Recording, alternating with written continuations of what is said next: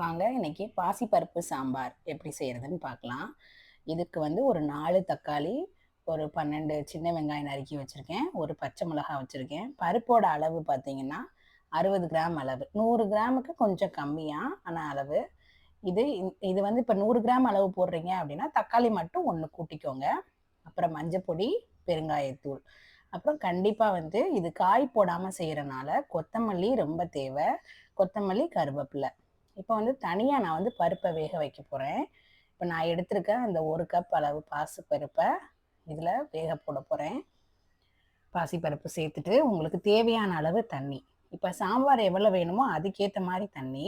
100 கிராம்னு சொல்லும் போது கொஞ்சம் ஒரு 2 செம்பு அளவு, சின்ன செம்பு அளவு தண்ணி ஊற்றிக்கோங்க. இதில் வெறும் மஞ்சப்பொடி போடுறேன். உப்பு எதுவுமே இப்போ சேர்த்துடக்கூடாது. உப்பு சேர்க்கறதுக்கு டயம் இருக்குது. ஸோ மஞ்சப்பொடியும் பெருங்காயம் தூள் மட்டும்தான் இப்போ நம்ம சேர்க்க போகிறோம். பருப்பில் நல்லா இது பண்ணி காமிச்சிருக்கேன் பாருங்கள். இப்போ நான் 1 செம்பு அளவு தான் தண்ணி ஊற்றிருக்கேன்.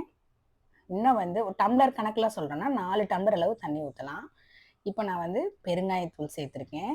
சாம்பாருக்கு பெருங்காயம் மஸ்ட், கண்டிப்பாக சேர்க்கணும். இது பருப்பு வேக போடும் போதே சேர்த்துருங்க. அதுக்கப்புறம் இதுலேயே வந்து டைரெக்டாக நான் வந்து வெங்காயம் அறுத்து வச்சுருக்க வெங்காயம், இது வந்து காய்கறி போடாத சாம்பாருன்றனால வெங்காயம் நீங்கள் தாராளமாகவே சேர்க்கலாம். பச்சை மிளகா நான் 1 தான் போட்டிருக்கேன், ஏன்னா பட்டை வத்தல் தாளிக்க போடுவேன். இப்போ நான் எடுத்திருந்த தக்காளியை சாப்பரில் நல்லா பொடி பொடியாக நறுக்கிக்கிட்டேன். மிக்சியில் அடிக்க வேணாம், சாப்பர் இருந்தால் சாப்பரில் பண்ணுங்கள், இல்லைன்னா நல்லா பொடிசாக உருவம் தெரியாத அளவுக்கு அதை அறுத்து இதில் சேர்த்துருங்க, பருப்பில் சேர்த்துருங்க. இப்போ நம்ம இதில் கொஞ்சம் எண்ணெய் ஊற்றிக்கிறோம், ஏன்னா பருப்பு குலையாமல் இருக்கணுன்றதுக்காக.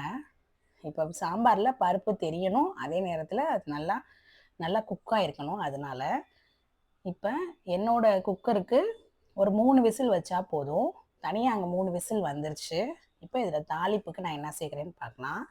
இது வந்து நான் இட்லி சாம்பார், இட்லி தோசைக்கு வைக்கிறனால 1 ஸ்பூன் நெய் ஊற்றிருக்கேன் எண்ணெயோடு சேர்த்து.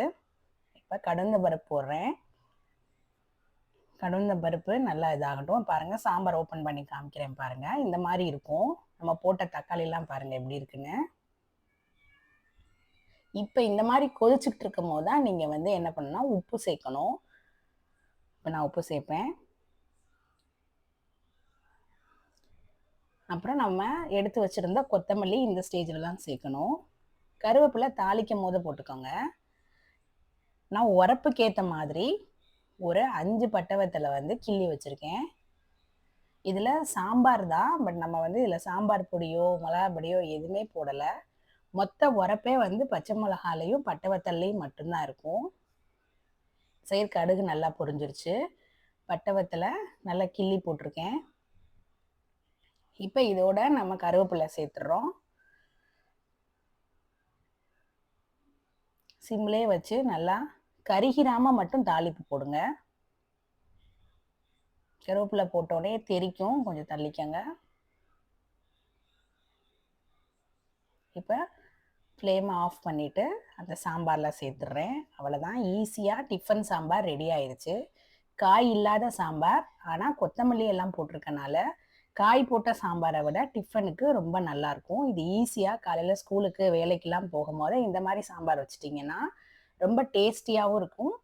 இது வந்து ரொம்ப ஹெல்த்தியும் கூட. அவ்வளோதான், சாம்பார் ரெடி ஆயிடுச்சு. நீங்களும் வீட்டில் செஞ்சு பாருங்கள். தேங்க்யூ.